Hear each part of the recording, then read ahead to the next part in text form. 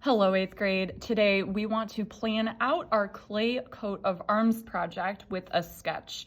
So in your sketchbook, you'll see the directions at the top say, create the sketch for your coat of arms, consider what pieces you will need to create and add, think about color and how you will glaze this once it's finished. So you have plenty of space to determine what shape you want your coat of arms to be first, how many spaces you want to divide the coat of arms up into. Most people do 3 or 4. I think I'm going to do 4. And then you also want to think about what symbols you are including on here.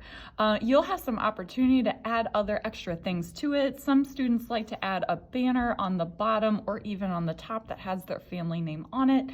You'll also have the opportunity to put holes in the top in order to hang it. So it's good to think about what details you want to include now. I'm going to go ahead and draw mine out, and then I'll explain the symbols, and you want to be able to make sure that you are able to explain the symbols that you're including as well.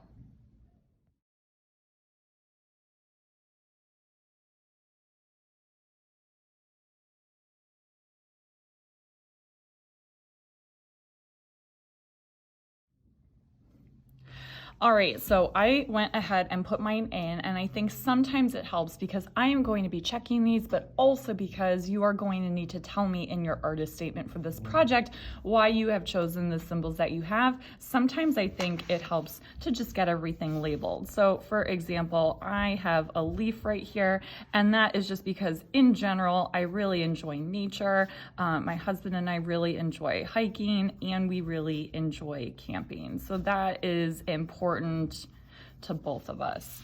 Over here in the top right, I have a pencil. That obviously has to do with art, but also it has to do with education.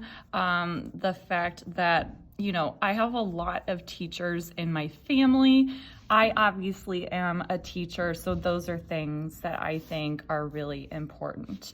Over in the bottom left, I have a needle and thread because I personally really love sewing.